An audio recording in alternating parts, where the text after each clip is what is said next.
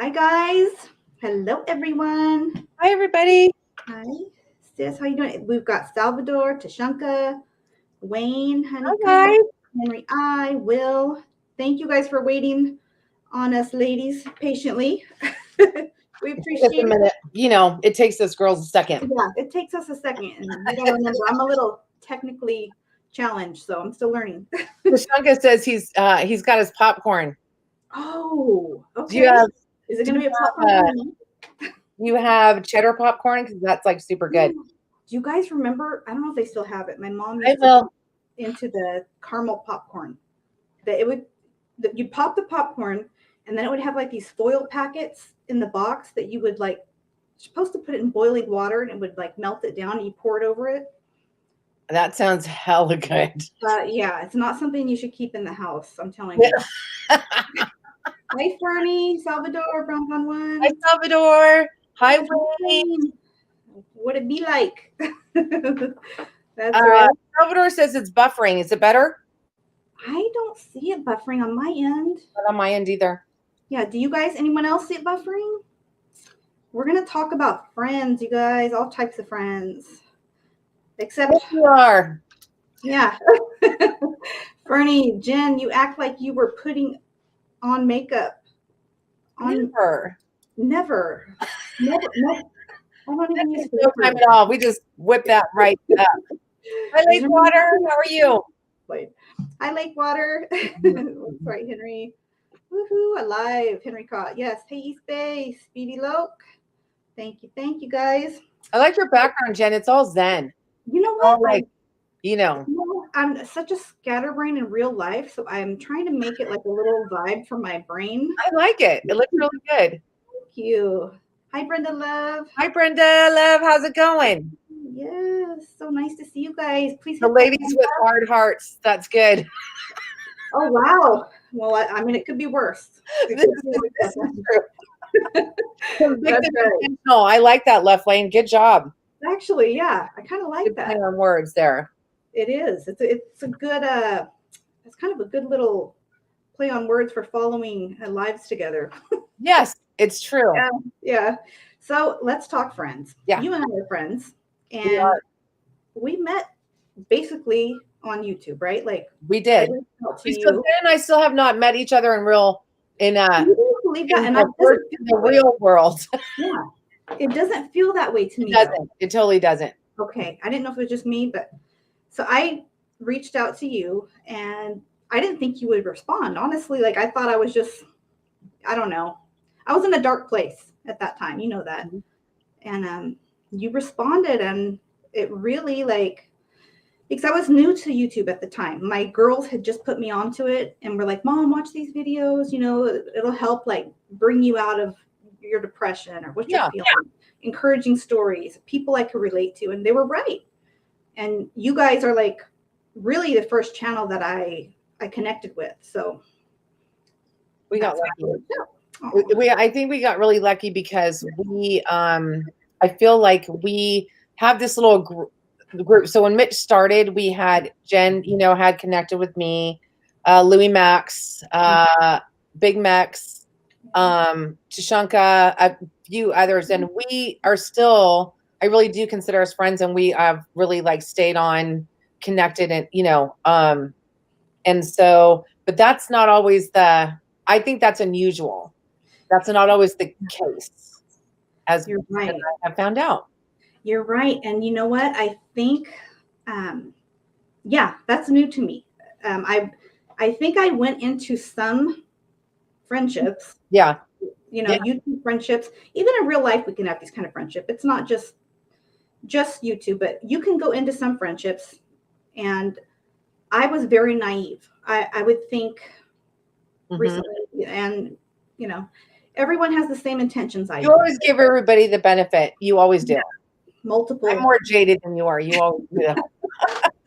And I'm like, I know we've had several conversations where I'm like, well, maybe they didn't mean it like that. Or maybe, not always a good trait to have. And I've learned that the hard way. Yeah. I would say it's not the majority that is that way, Yeah. Yeah. So we lucked out for sure, you and Yeah, I. we did. And you know what's funny is I was thinking the other day about how Jen and I actually talked about this earlier, but how it's really weird how even though you're on YouTube, you feel a certain sense of protection, which seems odd, but I just compare it to like you're insulated a little bit. Like you feel like it, even though there's, however many people are watching or whatever, you still feel a little insulated. Like you're really having just a conversation with me and you and people who are watching. Right. And so I think it's the furthest thing from it's surprising when people come out of left field for whatever reason that is, or they come, just at the wrong way. It's kind of, I don't know why it was surprising to me at first, because I was like, okay, wait, like why, why would someone come at you or whatever when, they're watching your channel and they, connected with you and whatever. And then all of a sudden it turns. Yes. I think one of my very first, and luckily it wasn't a big drawn out thing, but one of my very first experiences with that, it was an actual mod on my channel. And to top it off, it was another female. Yeah. So it really threw me off. I'm always like, I called you in a panic. Yeah. I try to be like, I'm equally like pro, like positivity, pushing for male and female. But it's always weird to me when a female comes at me. Yeah. So I'm like, okay, this damn. Aw, Tashanka, you are so good. Oh my gosh, thank you. I keep forgetting to put people's stuff up too. So let me go back and do some. Thank you, Tashanka. That's so nice. You're so cool. Yeah, thank you. Tell Miss Amy we said hello. Yes, send our love.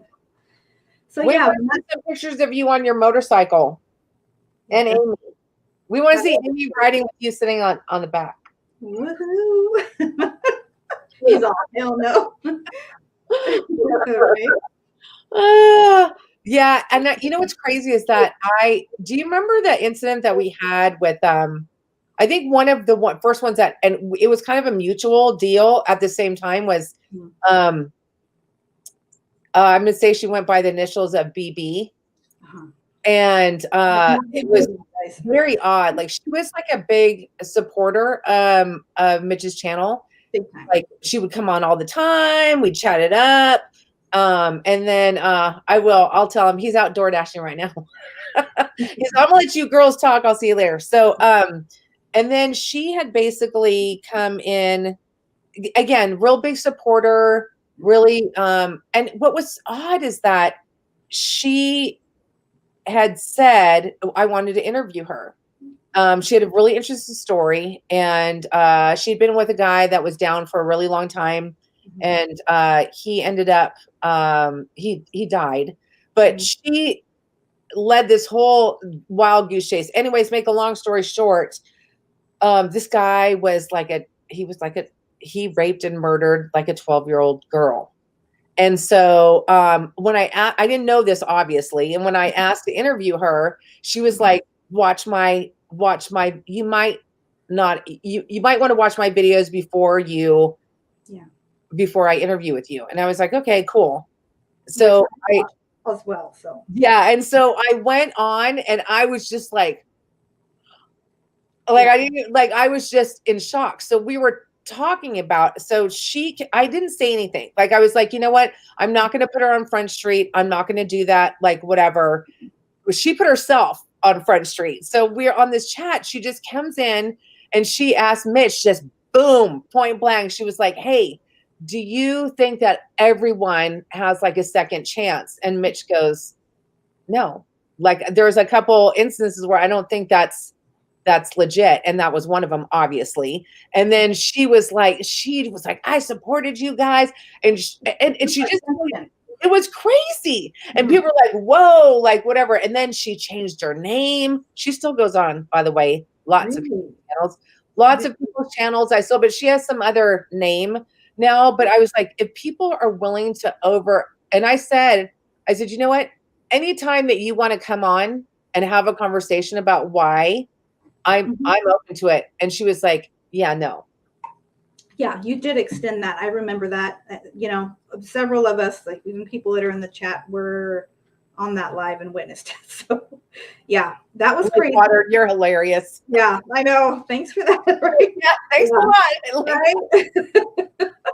Yeah, that was wild. But that's wild. like I don't know if I mean those things do happen like in everyday life, in real life, like where someone just snaps on you or flips, but it's really makes for a really awkward moment when it's done like during a live on your channel, especially when you have guests on. I've experienced that too, where there's like an awkwardness or maybe an unfriendly mannerism and that goes along. Yeah. Hi, Harvey. Well, I think also, don't you think, Jen, that leads to Jen and I, again, we talked about this, but it's like you can't hide on here. You can't. Like you can't. We got, I got receipts. Mitch has got receipts. Everybody knows what's out there. But I've noticed, I don't know, have you, that people that have something to hide, they don't last very long. That's true. I have noticed that. And they are always the most paranoid as well up front. Oh my God. How are you questioning me? That's so true. Yeah. Yep. That's weird. Just like charges. Yeah. Black and white lie though. Yeah. Good evening, Aquatic. How are you? I have noticed that. It's very, very strange. Like, and that is a good lesson in life. Like if you plan on, and I'm not preaching it like I know everything. I'm still learning. If you plan on coming on social media, especially something that is not temporary, not going to be putting up, taking down, putting up, taking down, you can expect, your covers to be pulled eventually if you have something to hide, Right. I know, it's crazy. Like, I just don't know why you think that, again, how we were talking, you feel a little insulated at first. Like, it's like, you don't realize that X number of people are watching or whatever that looks like. But then you have, do you not think that people are going to Google your name? Do you not think that people are going to figure it out? So that's what I found. There's some YouTubers, some prison genre YouTubers that had some pretty damn big channels. Do you mean? And once shit started coming up, do you mean they just were like, I'm out. Yeah. And that's always trippy. I remember, a couple, and it's just like, hey, whatever happened to so-and-so? Or like, it would just be weird. Like they just really weird. It's not like I don't know. I was going to say, it's not like they owe us an answer. Right. I feel like I'm trying to build a community, Yeah. If I just dipped out on my people, I feel like I would owe my family some kind of explanation. At least this is what's going on. You don't have to give full details, but even if you're going to come on here and that's right. The truth always comes out, and you can't, and it's just like, even like, when people kind of, did you find out about the person name? No, but you know what? I'll ask Mitch about that. In fact, I'll text him tonight. He also goes by Homeless Glass, and so I don't know. I'll check and see. I miss him. He made us some amazing stuff for our kid. If you try to do that and you try to come off as something that you're not, again, that's also going to come out. Even if you're not purposely lying about something. I think that if I came on here and I was like, oh, hi, Denise. Yeah. I enjoy watching you and Jen. You guys are awesome together. I love it. Denise is cool people. I know. I think she is too. I think that if you are trying to come off as something as you're not, again, your covers are going to get pulled in some form or another. Yeah. You know what? You're right. You're right. And you know what? I can, one of my first experiences, and it wasn't a friend, actually. It was a person from my past who was obsessed with my brother. Okay. So I don't know if you remember, girl, I almost had a heart attack for that one. So she found my channel somehow. She sent me some weird message saying like, you know, somebody told her about my channel, and she thought the video I made was about her. So she had all of her little gremlins send me messages and, you know, making threats. Yeah. And people put this out there. She made some accusations about me on my channel, you know, and I'm sure they sat there for at least a couple hours before I saw them. And she was accusing me of all kinds of stuff, from like being a druggie and stuff like that. And I'm like, what are you talking about? Which is exactly what she, by the way, happened to be. Right. And I'm not saying her name. So right. That's like scammers accuse other scammers. Yes. You know what I'm saying? Like they call other people scammers, but really they're the scammer. Why is that? You know what? I remember this message. Okay. Before the pastor that I loved so much, I remember growing up with him, listening to his sermons, messages all throughout. Even when I was a teen mom, he treated me no different and really helped like witness to the youth. And he was a lot older. Yeah. He preached this message one time and he said, remember, when you point your finger at someone, there's 3 more pointing right back at you. So be very careful before you start pointing out other people's issues or what you find wrong in them. Hi, Brenda. Yeah. That's totally true. Like I just like I think that I don't know. I think, you know, in some ways you can in some ways you can put out whatever message you want to like get out there, but ultimately people are going to start asking questions and people are going to like, that's what this is about, right? It's a two-way street. You just don't get to control the narrative on YouTube. You don't get to say, well, let me say this. I do know some channels. I know some channels that they delete every single comment that is even in the least negative. They monitor all their comments all of the time. They're very careful about removing things that they don't want. But like Mitch and I always try to be pretty fluid about that. Always worry about people stealing their shit. That's totally. And I they overlook it. Do you know what I mean? So they just not overlook it, but they just get so caught up in it because you know why? Because they're trying to control the narrative. Like we let most all comments, even if they're negative. Mitch actually kind of likes to respond to those. I know. So you know, because really, like if you're going to talk shit. And you're going to come in with an alias and you're not going to have your real name and you're going to say some shit, then whatever. You know what I mean? Weird. Yeah. You know, the only time we take stuff down is if it's like racist. If it's like, you know what I mean? Stuff like that we'll take down, but not, you know, because that's part of who you are and how your response is and how people get to know you, whether they like it or not. Yeah. I feel like the same way, basically. Like I probably don't handle every challenging comment as well as Mitch does, but like I will leave most up unless they're being like it's something really hateful, like going towards like body shaming a female that was on there, like really something that I know harassing somebody or I agree. Type, and like you said, racist stuff, body shaming, or like if they're literally on there like gang banging, like, you know, obviously. Yeah. But other than that, pretty much. I mean, people can talk amongst themselves and state how you feel, and we can all get along still. Yeah. Yeah. Mitch is really good about he's really good about that. And but you know what, he's like, it's funny because in some ways he's very like okay, like I'll tell you one of the things that used to be so funny.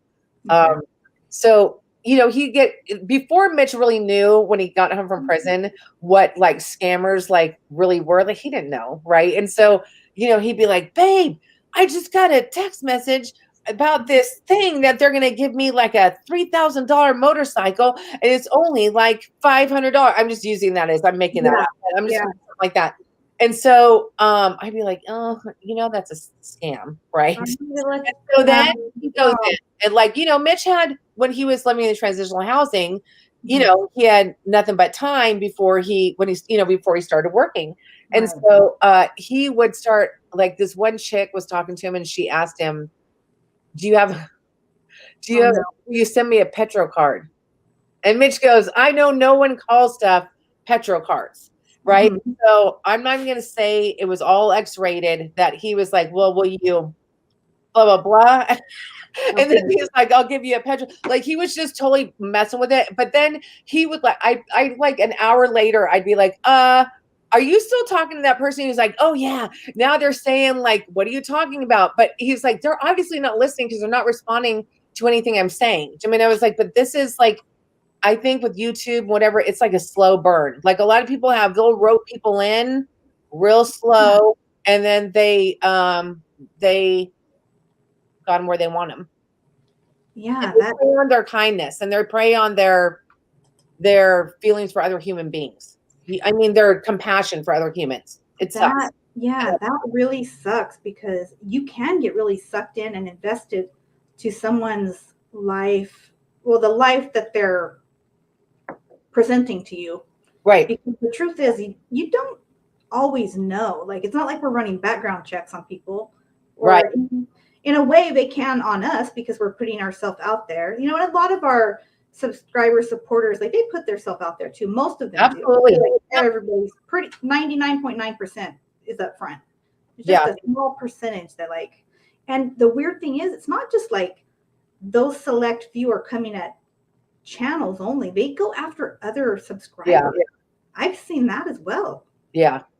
Yeah, that's true. It gets like kind of nasty. And then I think, you know, what you guys don't see a lot, well, I wouldn't say a lot. We don't, thank God it's not a lot. We don't see sometimes is that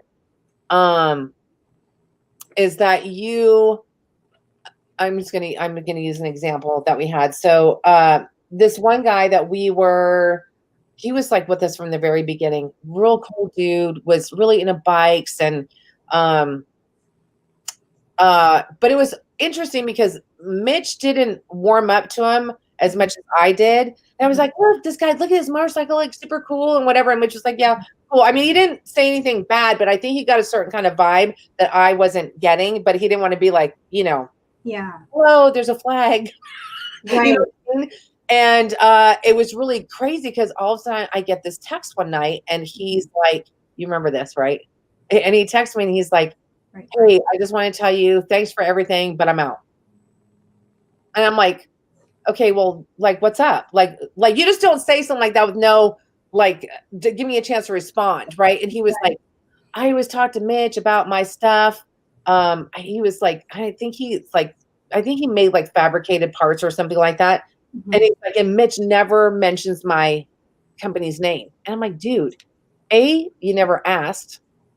Like, you never asked. And Mitch won't do that unless he knows. But if you would have asked him, I'm sure he totally would have. Do you mean? I was like, but why would you just assume that he was just gonna, like, he would do that? Like, don't make it sound like it's an arm when you didn't even ask. You're dealing with a little kid, right? Like, how am I gonna know that that's what you need unless you voice it, you use your words? Do you mean? So it was crazy because we went back and forth and he was like, nah, it's super disrespectful and blah, blah. And then him and Mitch actually ended up getting into, like, I think he called Mitch. He was like, I don't know. He's like started name calling. He was like, your old ass. And then Mitch was like, you punk ass. And then it was just like, it just started on. And I was like, okay, everybody, like, just take a minute. It's all bad. Yeah. What's crazy though, is that maybe, I don't know, maybe 2 months later, he got a text from this guy. And he was like, I'm in a program. And he's like, I owe you like an apology. And Mitch was like, like he pretty much, any drug, same thing, like you were talking about. He called a bunch of other YouTubers, and obviously he was, I'm guessing here, but obviously he was under the influence of something when all this happened. And but the thing is, he tried to rope other people into that shit, which Mitch wasn't having it. But basically trying to smut Mitch up. Yeah. And I mean, he was, but not in a like real overt, like this is blah, blah, blah. He'd be like, man, you know, I supported that guy for months and he didn't, you know, but the thing was, he was telling our friends, like no one was going to tell us that. Do you mean? And I started getting text messages and whatever. And so this shit that people don't get to see on that you don't see. Again, it doesn't happen that often. It hasn't happened to us in a long time, but Mhm. when that shit that happens off screen is like real, it's annoying. Like, Yeah. and it's just, and you feel like you're fighting against something that and Mitch's thing was like, hey, like that, he's like, I'm out. Like with that, I'm out. And he just doesn't have any patience for it. Where I have more, he does not. So yeah, there's yeah, that. that's hard. Like, It is. when you say, like, you know, that whoever the individual is goes around trying to smut you up to people. Right. When it's people that you're also cool with. Yeah. So that's really, to me, I mean, that's really hurtful. Yeah. I would hope that third party that's being reached out to would contact me or you or whoever they're, Yeah. you know what I mean? And say, hey, this person's saying this or that about you. Is this true? Right.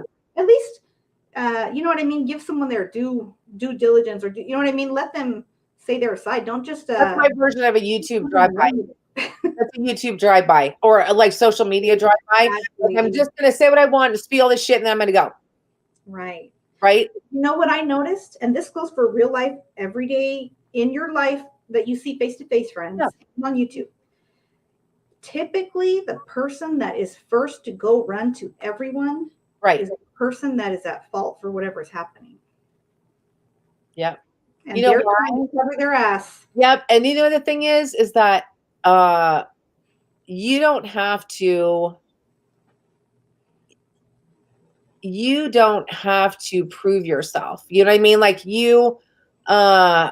I find it really interesting if people have shit to say, but they're not willing to have a conversation about it. Like, and usually when people try to control the narrative of what you're going to say, how you're going to say it. If you have someone on, we have someone on, and they're like, I don't want you to talk about this. Don't be saying this. I don't like this kind of person, and don't do that. Like, you're like, okay, wait a minute. Like, you can't set, it's Mitch's channel. Like, you're either gonna do it or you're not, but he's not gonna follow your narrative. Do you know what I mean? So, you know, yeah. most of the people that don't do it or that put those kind of parameters on it are doing it for a reason, and it's usually because they're not legit.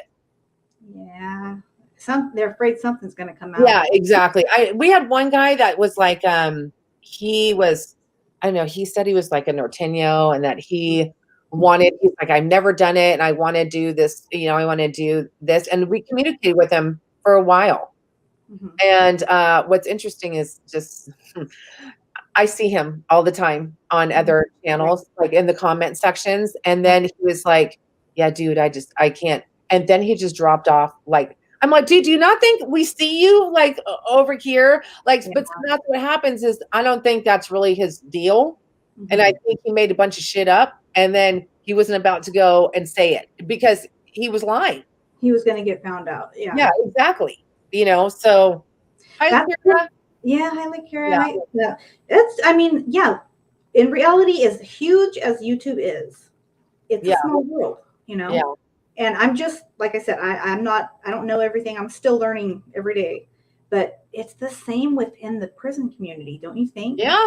It's a small world that people get to know things, and news travels fast, you know, in real life. And like Jen and I were talking about how amazing it is. Like, you know, that's the internet, right? And that's like, you know, you can find out so much shit. Like Jen and I used to laugh, and when we first started talking about how we are like internet like detectives, like most women are. That's just and that's not like sexist or whatever. I'm just saying that, you know, it's a natural progression. You're like, oh, like, you know what's funny? Like the other day I looked up Mitch's name. It's weird because like about 3-4 years ago, well, before Mitch got out, like the only stuff that came up about him was like his case, his art when he was teaching art. They had pictures of him in the LA Times. And there's like a couple other things, but nothing major. And then when after he started YouTube and he was on Instagram or whatever, it's like I went through like a page and a half today, when before there was like 3 little lines, and now there's, you know. So I also think it's weird when you can't find nothing about someone.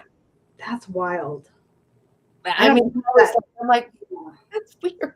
That is weird, right? Like, I never thought about looking myself up until it was suggested to me, like, pretty recently. And I was, like, in shock. I'm like, I didn't realize, like, my channel came up right away.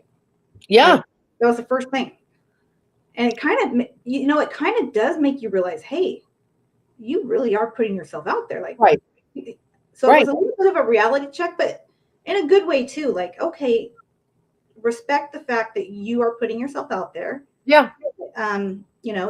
You are who you are, and it's gonna be out there for good. So represent yourself honestly. Yeah. I mean, we have nothing. I mean, look, everyone's done shit in their past, whatever. That's not what I'm talking about. I'm just talking about, like, trying to hold another. Internet's a weird place to try. And it's weird because, like, imagine how it is for kids. Yeah. Right? I mean, like, we're adults. I mean, so, the whole catfishing thing has gone to a completely different level, right? And I mean, I think it's so weird to me that people be like, "Oh, yeah, I'm in a relationship or something." I'm like, "Really? Like, where'd you guys meet?" "Oh, we met on the internet." "Okay, cool." I'm like, "So, like, where do you guys live?" "Oh, we don't live together. He lives in, like, Hawaii. I live in, like, California." I'm like, but that's your man?" "Yeah." "Oh."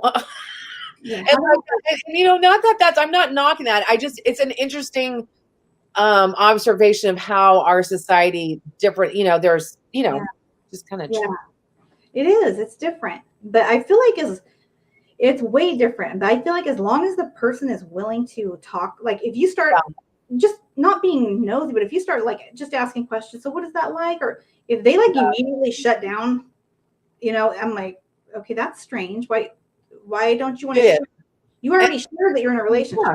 Stop now. Mr. Wilson, don't you think that you can put that story together sometimes by just researching something? Like, let's just say Mitch. I mean, like, if you look him up, you can see that he is an artist. You can see that he is art for sale. You can see that he taught art in prison. You can see his case there. Everything that Mitch has said is there. I mean, so and so I always think it's interesting because it's all there. But then when catfishing is you know what? You're putting me on, Fernie. Yeah, that's crazy. You know what tripped me out? I got really into this series on it's on Hulu, and it's under CNN did it, but it's about spies, and it's like I said it before, and I put it in the comments. But I just I don't know why I started watching. I started like obsessively watching it because it's so related to everyday life of how certain people are now and how they cover their tracks. Yeah. Literally, it would talk about how I don't even want to say a certain country now because they're like limiting what we say so much, but a certain country will give their person exactly what to say. This is your name. You were born in such and such. You have a family of 5. This is your personality. This is your favorite food. It takes a special kind of person, a real psycho, to be able to wear that. You know what I mean? Super detailed. Yeah. Yeah. I don't have the mental capacity to do that. I know that'd be so exhausting. Like, I couldn't even keep up with it. I think it is exhausting for people that do that. Do you mean people that are like, "Oh, I'm this kind of person. Look at me. I'm so smart. I'm so special. I'm so whatever." And then you're like, "Oh, it's called Hannah." That's what Fernie said. Fernie said it's called Hannah. Okay. It's total manipulation. And but you know what though? On the flip side, I also feel like, again, this hasn't happened to us very often, but I feel like people have tried to play on my kindness and bitches. Yeah. You know what I mean? And I'm usually the one that falls for it.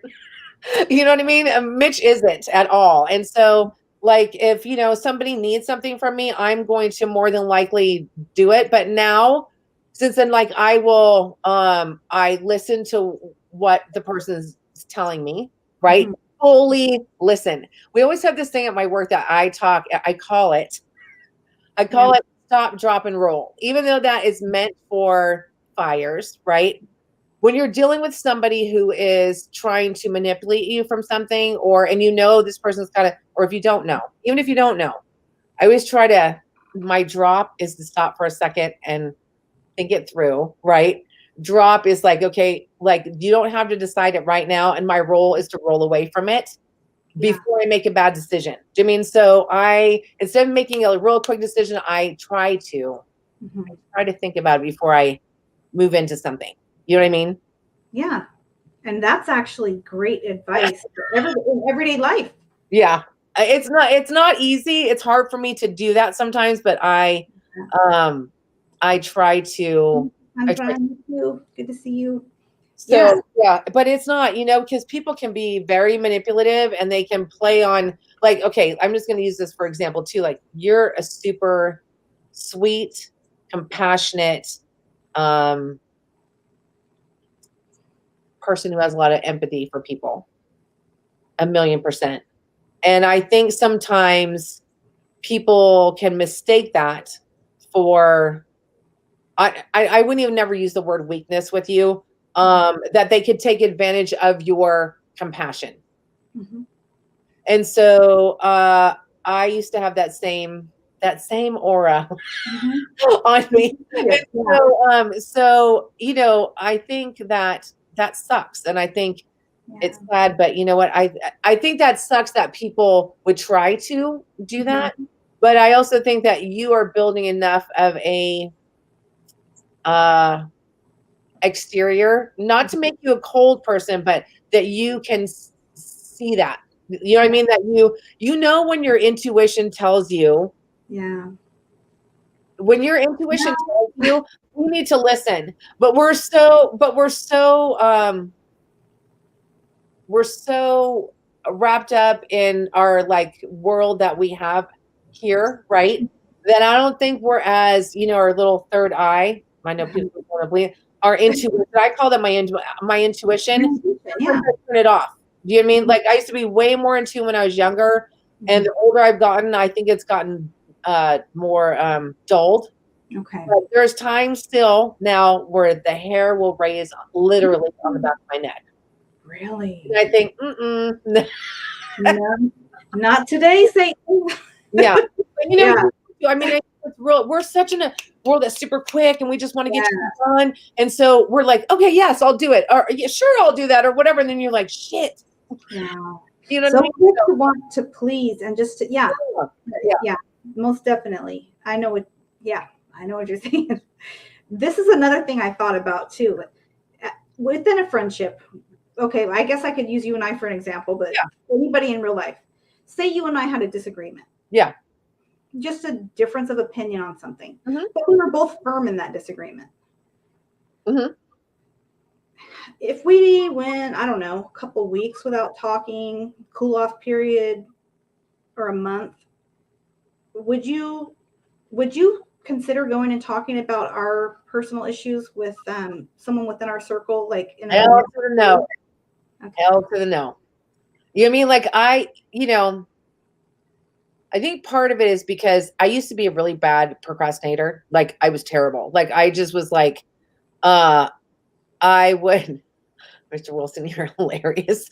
I used to be like, I would stress out about something. Like, let's say like you said, let's say you and I got in an argument. If this was like 20 years ago, I would have like not been able to sleep. I would be real wrecked about it. Right. And about like, I got to talk to her, but I don't want to right now. I don't want to deal with it, blah, blah, blah. Put it off till later. Well, I'll do it later. And then really, we all know what happens with later means never. Yeah. Right? And so, or I'll try. Mitch used to always say to me, well, that means that's no. Like, it's either yes or no. You're either going to do it or you're not going to do it. If you're going to try, that's really not committing in any direction. Right. And so, don't you think that's true? Yeah. Yes, I do. And so I would want to address it head on, because even though it's uncomfortable and it's awkward and it kind of sucks, it's a moment in time. And like, I always think to myself, what is the worst thing that can happen? What's the worst thing that can happen? The worst thing that can happen is that you and I don't talk anymore, right? That's a bad thing. But if that, no one's going to die from it, right? No one's going to whatever. So that's the worst thing. Yeah. So why not do it? Right. Why not have the conversation? Yeah. And why not, you know, have a direct, and it can be uncomfortable, but once you get in it, I always feel like that's such a good two-way respect of each other, is that, you know, even though it's awkward and it sucks, if you do it, you're done with it. Right. You can have the conversation. I'm not going to drive that conversation. You're not going to drive that conversation. It's a two-way street. And even if we still don't agree on whatever it is, then you can just agree to disagree and move on. Yeah. Yeah. So I get that. And that is, okay.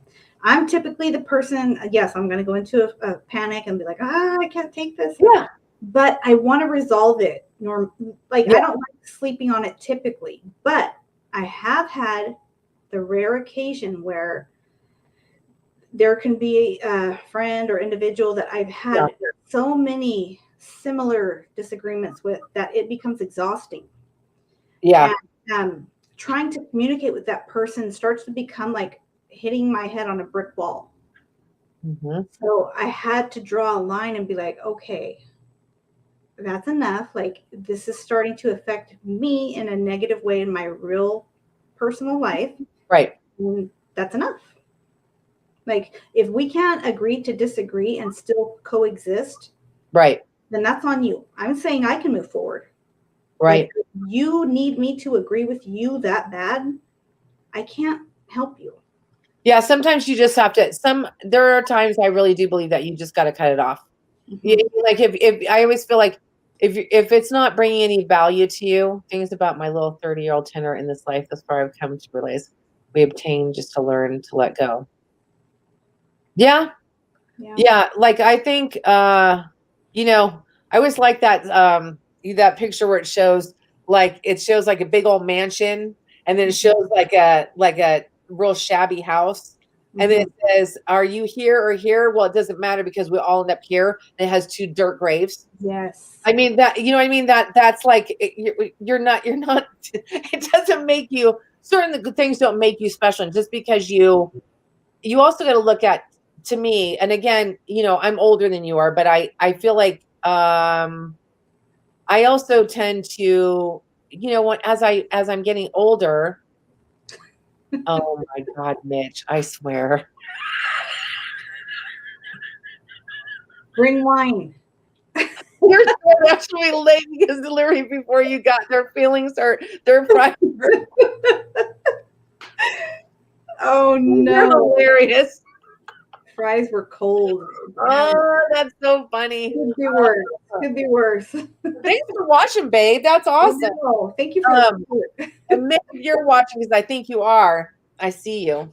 So I think that if one of the things that that doesn't bother me anymore is like I do consider like what is that, what value is it bringing to me? Not like money, do you know what I mean? But like what values that bring into my life, and what values it bring to Mitch's, like as a whole, like what does that look like? And I think if you can't come up with something, you better evaluate that. Yeah. Why that is. You know what I mean? Like you better like take a minute to evaluate, like there isn't any. Right. But how about this? Negative shit. You know what I mean? I've got one for that. How about the type of friend that does one really awesome thing for you one time? Yeah. And constantly reminding you of that. Anytime you have a disagreement. But remember remember when I did this? You know how I did that? You know how that friend that constantly reminds you of what they did for you when you were in a time of need. Right. I think that's shady as shit. I mean, like, why are you gonna? Why? Like, you know, usually when people do that, it is like an abuser, right? Like it's like the love bombing portion. Like, don't you remember when I did that for you? Because like I really, you know, I did that. Hey, Jen, do you remember when I did that for you? you know, because it just like diverts shit. You know what I mean? Sounds like Yeah. they self out for me. Yeah. Mhm. Oh, you're so amazing. Like, what? You're Yes. so great. That is so amazing. You did that for me. Like, that's so great. Right. Yeah. And then they get mad the first time. That's Yep. so Exactly. fucking. And sometimes It's true. you're literally sometimes not able to return the favor, whether it be financially, emotionally, Right. your Right. time. It's not that you don't want to. Yeah. It's true because you do. Like, you feel do you know, it's funny. I have a friend of mine. Well, we used to be really good friends, and just time and whatever kind of made me reevaluate. Mhm. You know, it's weird because when you're growing up with someone and like you're partying all the time and you're out there running amok, like that's what bonds you. Mhm. It's not that it is not because we're emotionally attached to each other. It's not because we have like this deep bond or whatever. Really, it's just because we're out there running amok. Mhm. I had a partner in crime, pretty much is what it was, right? So as we got older and that wasn't part of our lives anymore, you're like, it's just like people going into recovery. Mhm. It's hard to hang out with the people that you used to hang out with for a multitude of reasons. But part of that is because you don't have anything to connect anymore. You know what I mean? Yeah. You should never be thrown back in the face or told to the world what a great thing you did. And you know, that's one thing that bugs me about like those videos where they people go out and give like money to homeless people. Yes. I'm just like, dude, like, come on. That's awesome that you're doing that, but why you gotta insult them? Yeah. One. And the other thing is do that shit where no one can see. That's where it matters. Exactly. And You this know? one real quick before I'm going to touch on that too. What Fernie said. My dad used to tell this to me.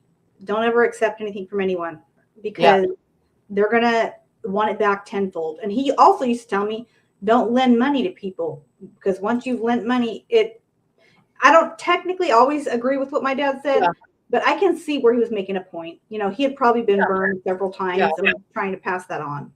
But what you said about, you know, like people going out and filming their acts of kindness for the homeless or people in need.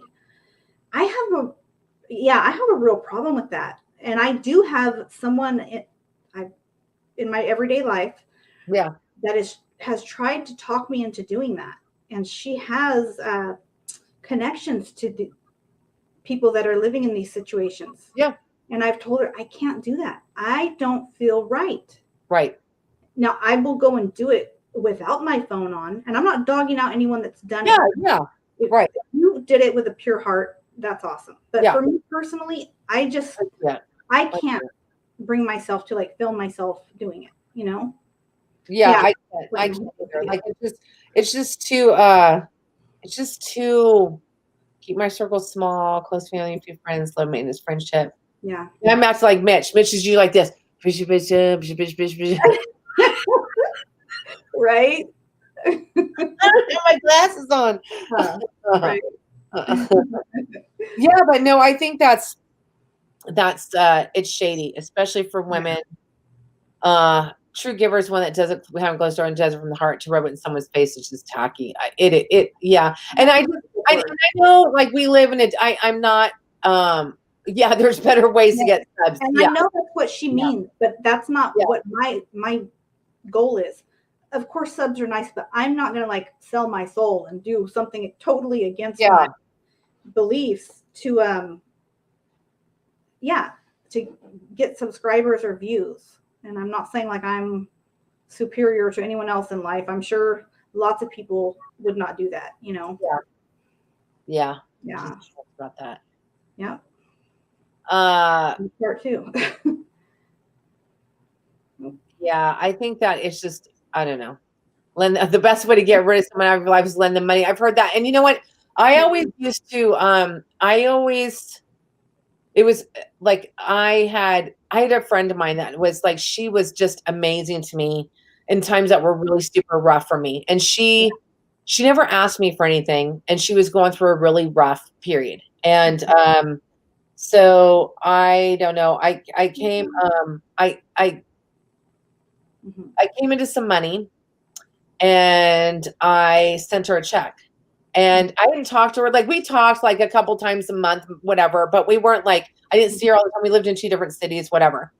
So she calls me and she's like, did you send this to me like on purpose? And I was like, yes, it has your name on it. Yes, it does. But, you know, to me, like, I was at a place where I could, and where I was at a place before where I couldn't. And she helped me out when she could. Do you know what I mean? And she didn't ask me for it. And so I just was like, you know, it's the right thing to do. It made me feel really good. It made me feel super good.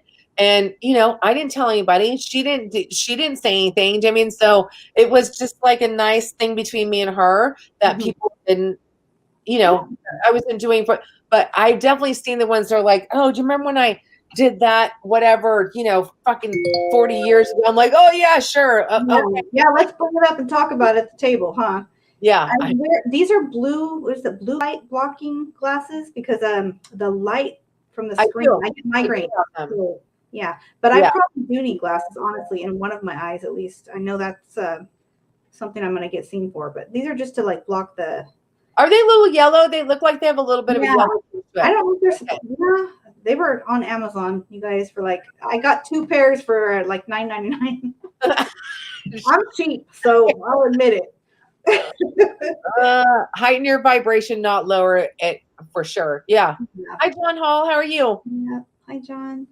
Yeah, most definitely. Yeah, it is. I just think, you know what, I just like, I so appreciate, you know, especially like, you know, with COVID and we're all on lockdown. Like, it was really like a unique experience that I will never forget. Like, you know, for Mitch and I, and for him, just, you know, it would, for the most part, oh, because we lean forward. What? Right. Thank you, Abe. Awesome. God bless you too. So nice. But yeah, you know, it was like, it made it feel special. It made it feel, you know, it was special. I mean, and I still feel like that. I mean, obviously it's different because, thank God, we're not locked down. But I mean, it was really scary for like a lot of people. Like, we didn't know what the fuck was going on and whatever. And this was a nice little way to connect with everybody at the same time during the week, like, and know, you know, it was good.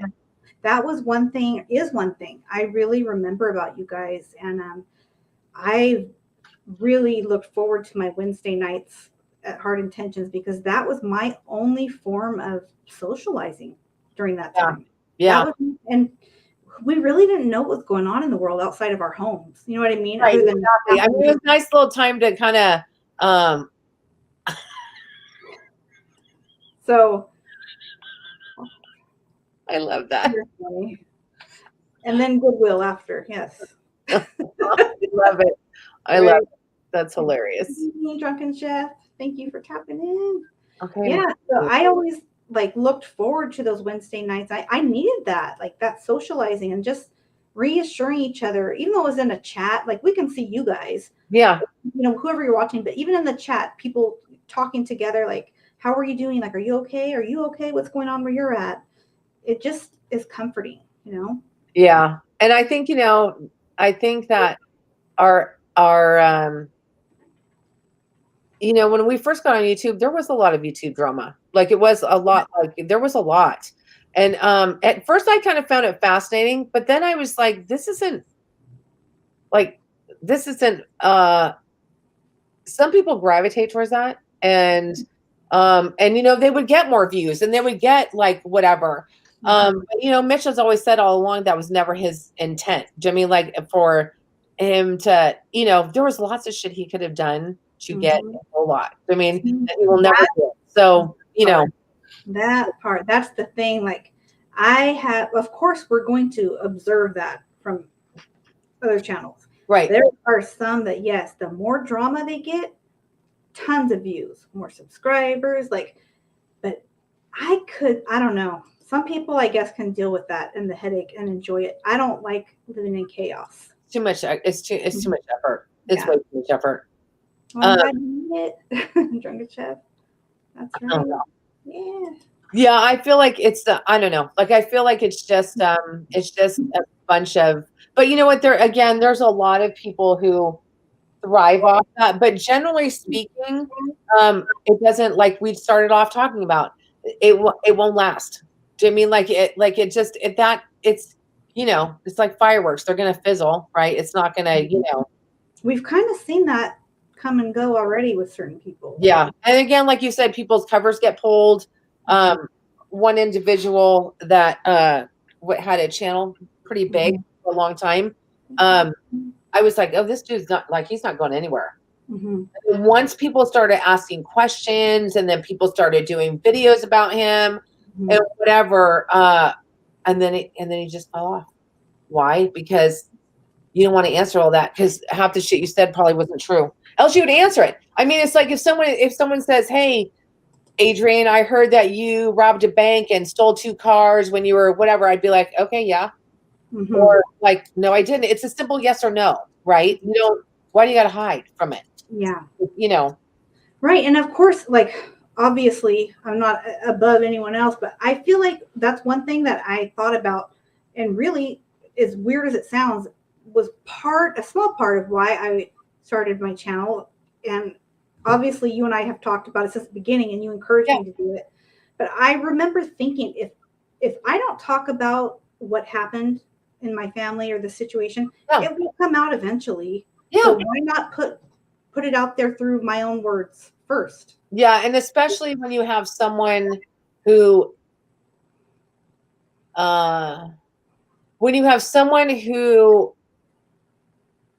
especially in your situation, that talked about it without your permission and without anybody else's permission. And, you know, I can see where that's really, really, you know, we talked about this a lot at the beginning, because you were like, I don't know. And I was like, you know, sometimes it's better to get ahead of it and say your own piece. It can be scary. It can be all of those things, but it's out there, right? So why not talk about it from, like, you know, if not directly from him, right?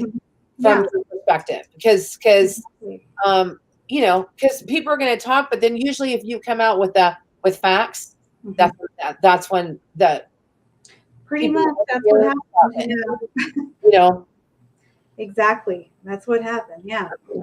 And I mean, it shows you people's true character too. Not everybody that claims to be gangsta goes by the code of conduct that they claim to, you know. So true. Well, so true. I know it's funny because, like, with Mitch, when Dave is here with Mitch, oh my God, like, they're so funny, but they speak this different language. Like, really, like, when they are, I told them the other day after we did our live last Saturday, after they did it, I said, you know, I feel like you guys have been to, like, it's like war. Like, they did, you know, a long time in prison together. And I was like, and I said that you guys have this certain kind of communication that not everybody has. It's like people that have been to war. Like, you know, they just have this bond. I look at it kind of similarly, right? Because they, you know, they were in prison together. Yeah. And I just feel like they are going to have a bond that is based on those things that we used to base friendships on, right? Like trust. Definitely. You know, on respect, loyalty. Do you mean so? Yes. You know, and you know, that word loyalty, that word is not used a lot anymore. And you know why? Because it doesn't have any meaning to some people anymore. Right. You're right. I saw this, and, you know, I don't know. Okay, so he's a rapper. I don't know if you guys, certain people in the chat. And dang it, why am I going to draw a blank right now all of a sudden? Kevin Gates. He always comes up with some really like crazy quotes that like hit you to your, like, damn, that really makes sense. Like, he's kind of out there in some of his beliefs, in my opinion, but some things he talks about are head on. Yeah. Something he said, like, he was asked a question in an interview, like, you know, love or loyalty? And he was like, loyalty, off top. Give me loyalty, because you can grow to love someone. You can't grow loyalty. And I was like, damn. Really, that is very true.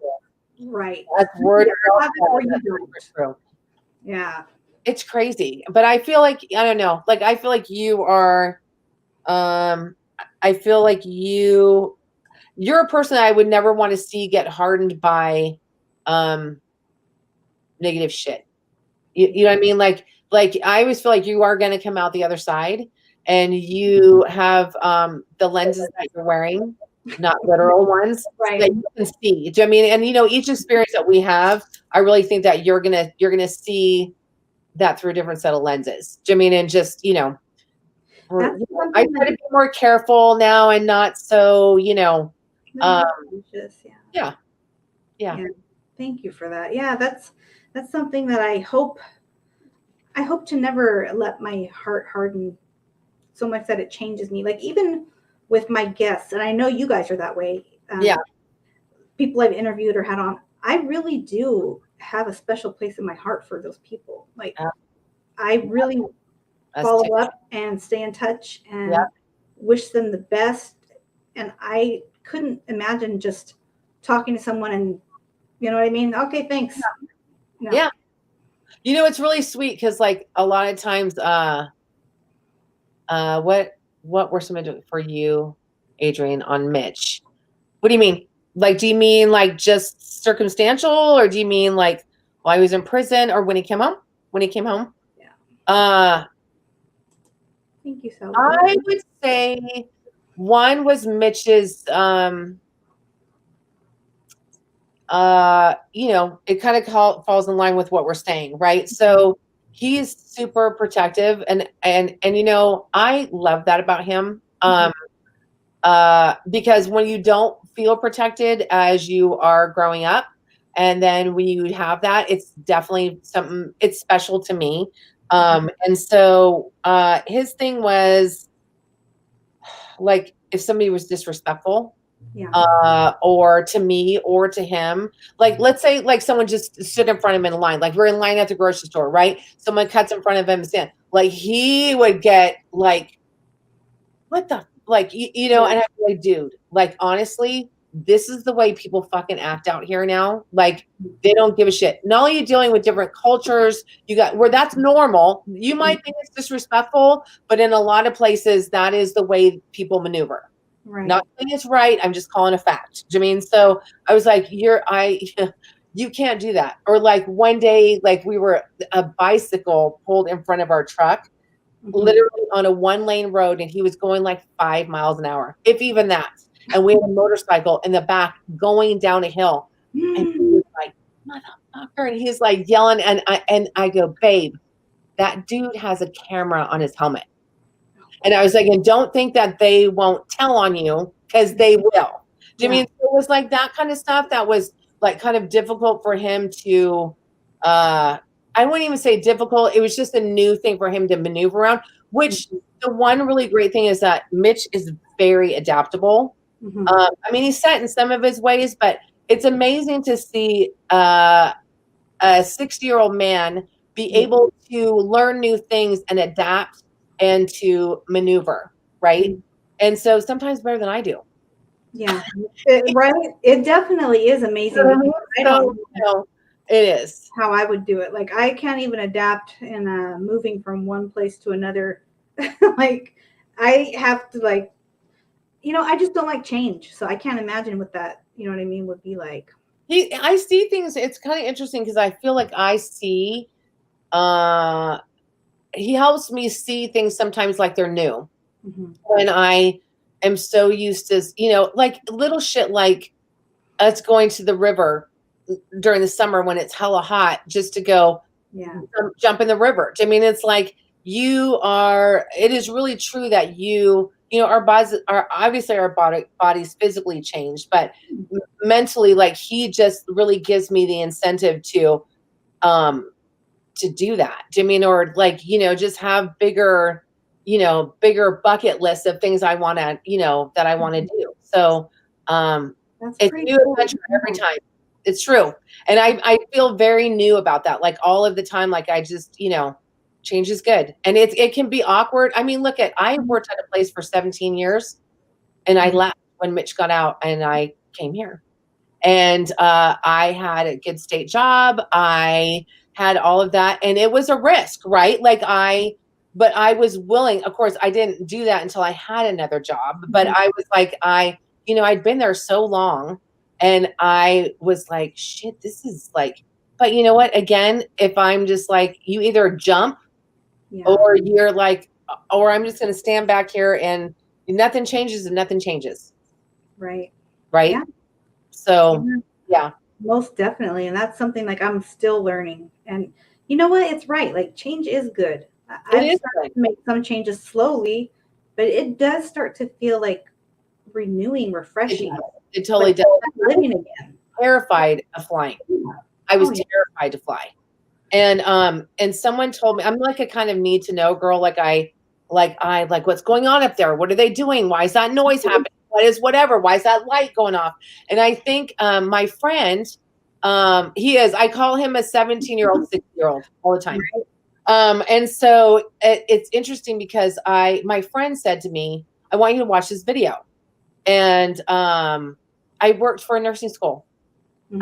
So I was a coordinator for a nursing program that trained RNs. So it was interesting because my friend said, you got to watch this thing. It explains like how planes work, right? So it talked about like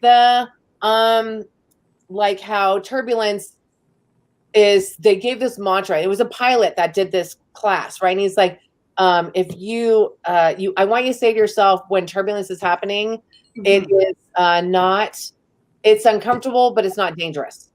It's uncomfortable, but it's not dangerous, because it's not. They're meant to flex, they're meant to do all of that. And they talked about how it was like a road. Well, because I didn't understand the mechanics, it was like very unknown to me. It seems like some mystical thing up in the sky. It's really not. It's really logic and it's science, right? And so once I found out why things the way they did, I was totally fine. Like, I actually love it now because, like, to me, like, you're in a plane and it's like you don't have a lot of outside noise. Like, you can actually really, like, for me, I can actually really focus and concentrate. But I had a huge fear of it, but I kept doing it because I was afraid of it.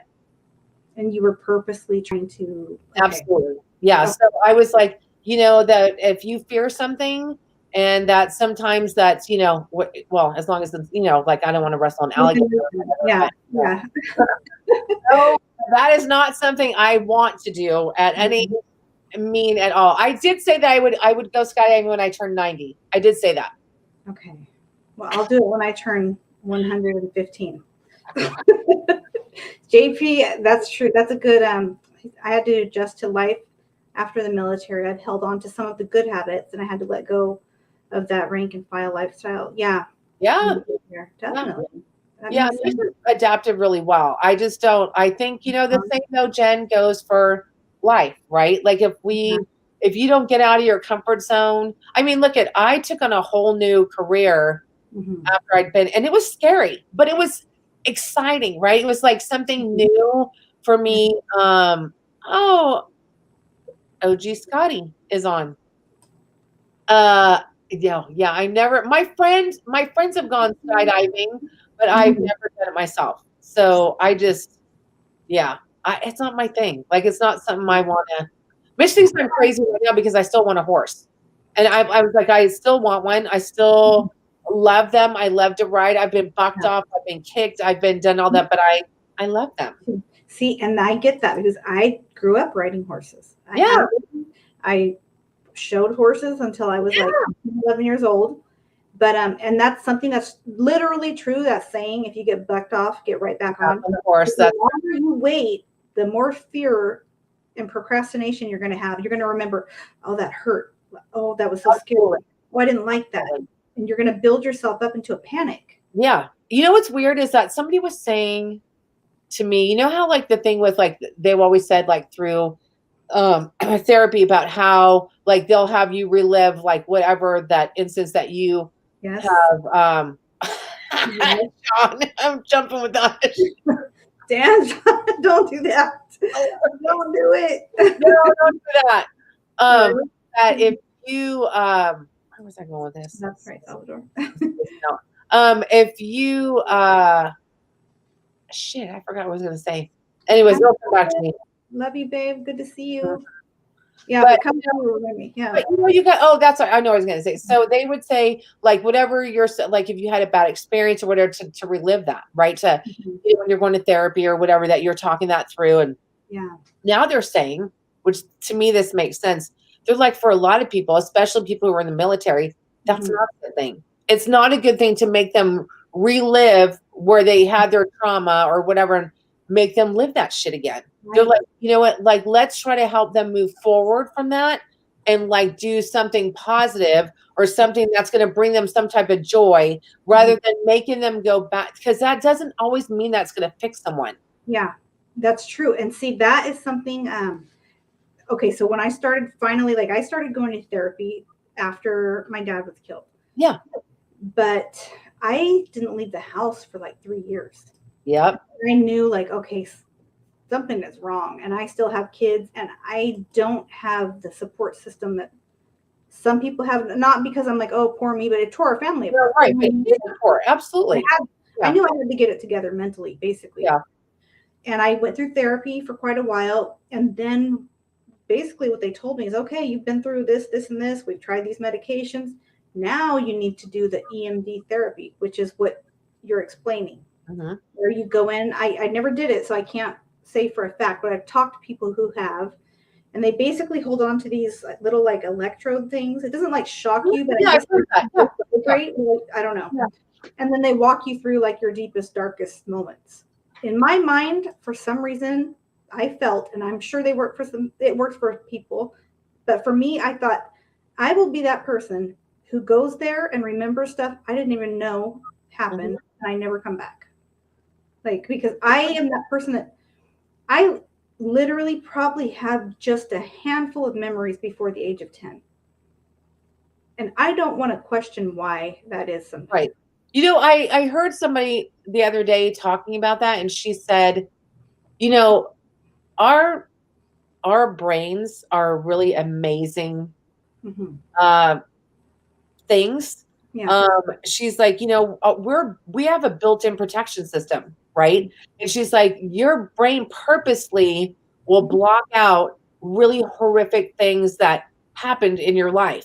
Like you may remember very like, you know, we all have milestones that we remember. They're like usually like, you know, if you smell, you know, if you have a smell or like an anniversary of something or whatever, that can bring those back. She's like, your brain does that for a reason because it's too much. Yeah, too much. It's true. He's doing really good right now, Lakewater. Thank you. Really good. But yeah, that's what I thought is, and that is actually what my therapist told me. Like, because I was like, why can't I remember? You know, he would try to get me to go back and, well, what about this? What about that? And it frustrated me why I couldn't. Yeah. And basically what it came down to is, you know, you had a very violent sort of family upbringing in stages, and you blocked it out for survival. Like you disassociated from reality. Yeah. And yeah, that makes sense. You know, what's crazy too is I always laugh at, like, I think it's interesting, you know, like on TikTok, they have like these things saying this lady said this. I was like, oh my God, this is just so me. She goes, is it just me? Or is it like, did you have a mom that like, you know, when I was like 15, 16, I'd be like, we're going to go to this concert. And she's like, and your mom would say, okay, well, have a good time. And you'd be like, will you pick me up? And they'd be like, no, like find a ride. And she's like, can you imagine saying that now? But I was like, we would fucking go to Oakland from the Bay Area to go to a concert, whatever. And it was funny because I was watching this shit with Coachella, and this girl's like, I had to stay for 2 hours. I had to wait. I was like, 2 hours, bitch. I used to stand in line for like 7. Do you know what I mean? Yeah. And like, before, like the night before a concert, I'm like, are you kidding me right now?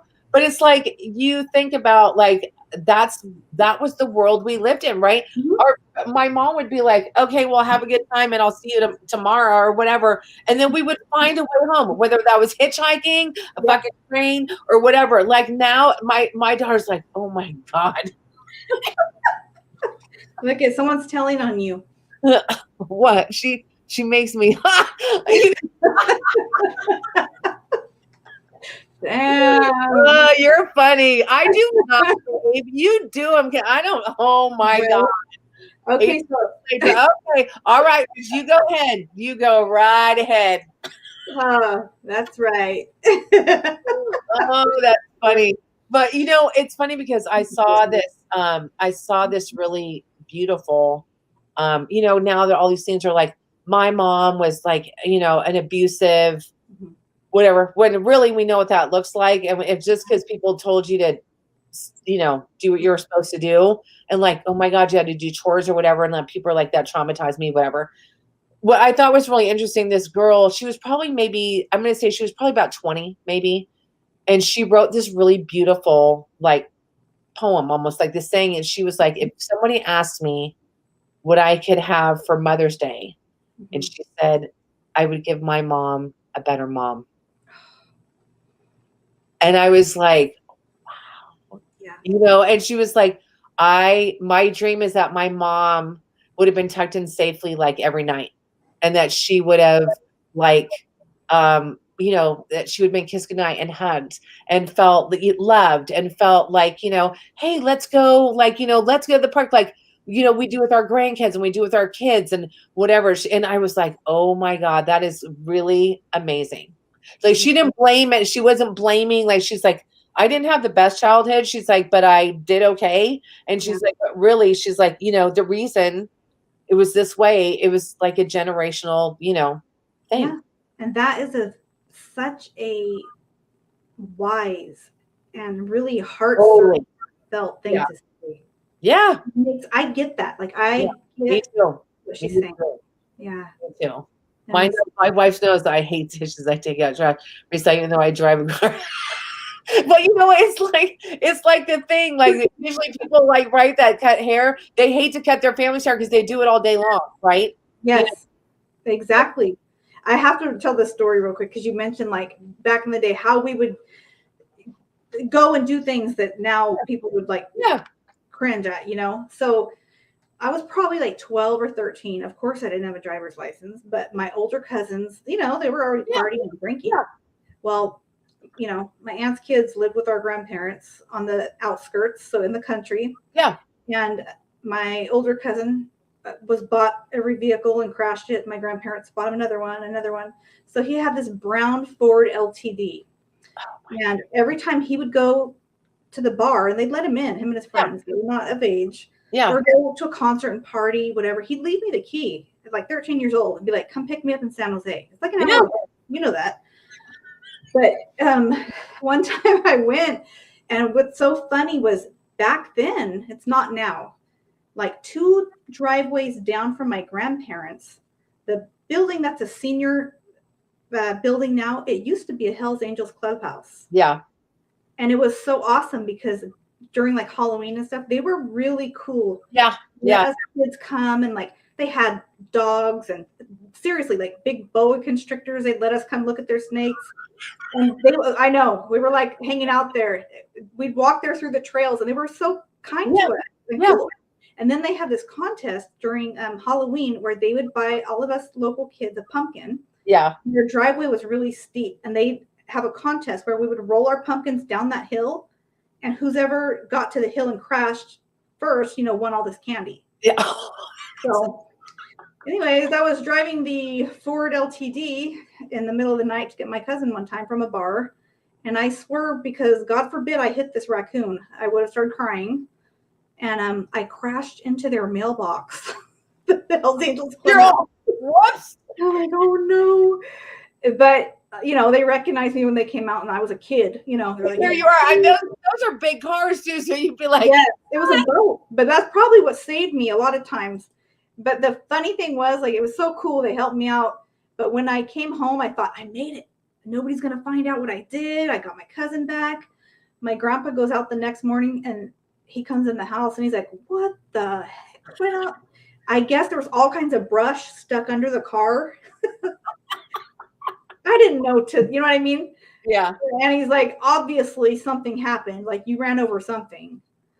Like, it's funny. Like it's funny because I remember somebody asked me one time, if I wanted to drive. And I think I was like about 13. And I was like, yeah. And he's like, have you driven before? I was like, yeah, I hadn't. I was like, I could do this, like whatever, you know what I mean? And I hit a freaking gas station pump.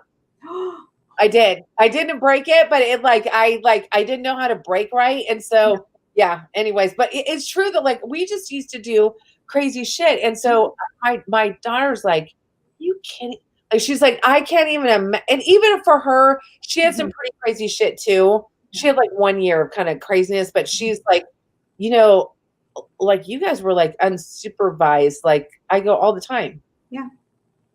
Yep. Like we could go to bars.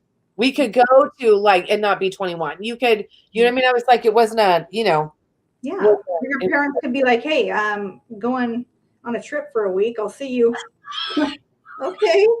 Watch your brother. Yeah. Okay. Sure. Yeah. Anyways. Yeah, but yep, things have changed for sure. Now my kids hear stories about me when I was younger, and they're like, Mom, what the heck? You're a psycho with us. You'd never let us do that.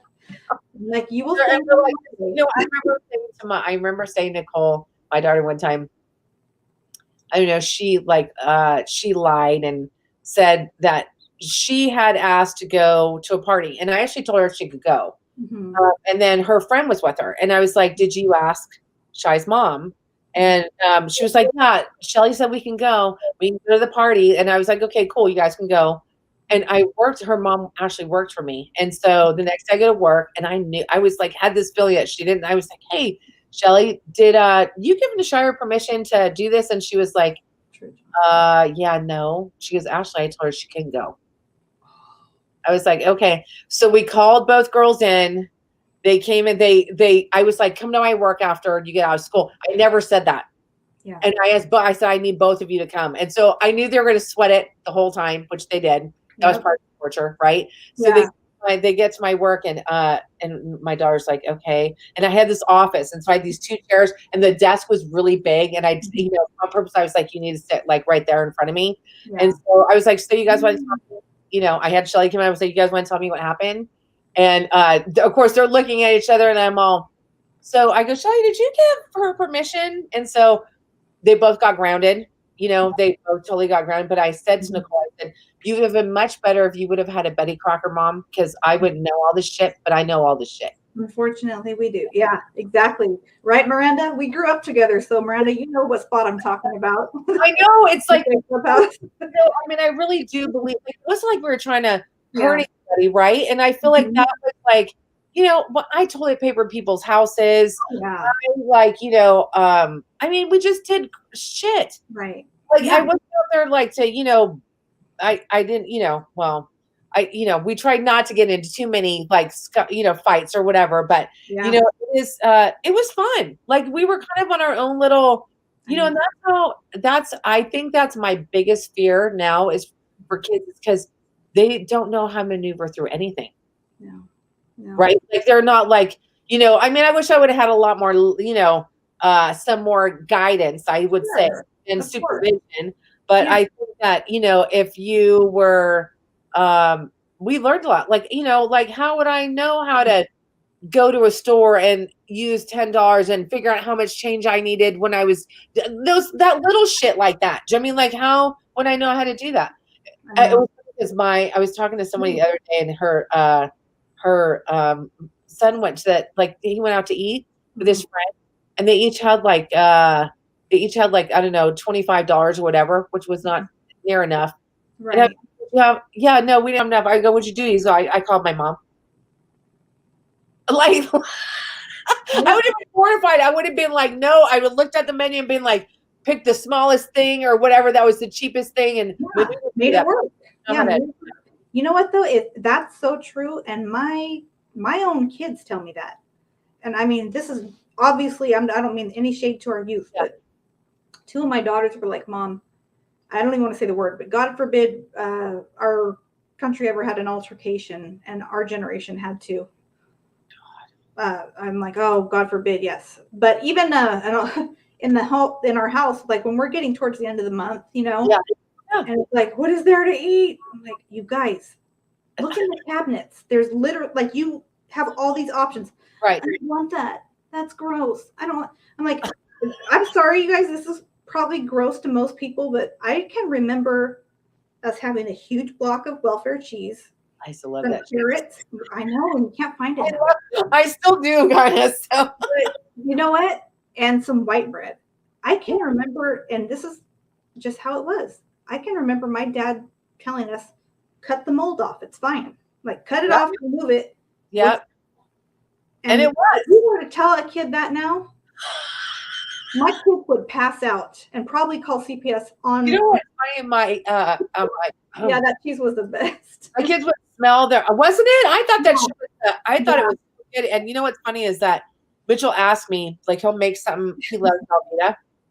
Yes. That's like the closest thing, right? Mm-hmm. And so he'll get it and he'll be like, do you want that on there? I'm like, no, I don't want it on there. But then like he'll have something with it on and I'm all, can I have something? Yeah. Make, like, it's funny.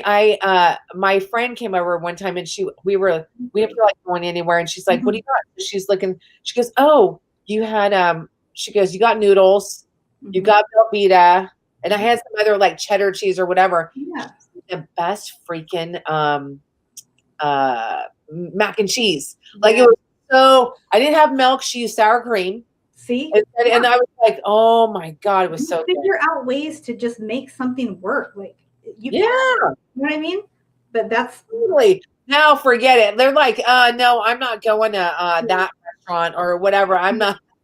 Or like Ruby the other morning, you know, I was like, what kind of cereal do you want? And she's like, what kind of milk do we have? I'm like, we have milk. She's all, is it the weird kind? The kind you can see through? I'm like, you mean 2%? Yeah. She's go, oh no, I can't drink that. My body doesn't like it. I'm like, get the heck out of here with that Who have you been around? My body doesn't like it. Cut the mold off the toast. But powdered milk can show you how it can be. I know. Mitch had some. It was funny the other day. He bought some sourdough, and you know sourdough goes if you keep it out, it gets like, and it's raining like it has been. Humidity gets bad. It goes bad really fast. And so he was like, "Man, I just bought that damn bread." He goes, "It was like dusty with mold." After like a week, I got that. I was just saying, "Shoot that, Bernie! I need that." Man, I need that. Shoot that my way. Cut the mold off. Yeah, exactly. Oh, exactly. Awesome. But yeah, it's almost almost hour and a half we've been on. I know. Thank you. I know we off topic, so you know that's what we do. Yeah, I mean, it was just live chat. I feel like everybody had good conversation, and like we all shared. I think so too. Yeah, and I feel like this. And for having me on again, it was fun. It was super fun. I always love doing this with you. Yes, I always love doing this with you, and I want to say, like, off top, and I'm sure I'm leaving some people out, but that I can, like, handful of people just say solid have been the same people in my life. Obviously, you and Mitch, number one. But I can also say this: the gentleman I work with on the panel on Tuesdays. Yeah. On Cholo Truckers channel, the round table. Yeah. Solid. That's awesome. Always welcomed me, made me feel comfortable. That's awesome. Protected me from feeling, on the outside or anything else. So I appreciate the solid people in my life for sure. And I hope you're easy to love. You make that easy. So much love to you. Thank you, sis. Thank you. Thanks, everybody. The chat. I hope you guys have a good night. Good night, everybody. Hey, Mr. Olding. Good night. Good night. Bye. Love you guys.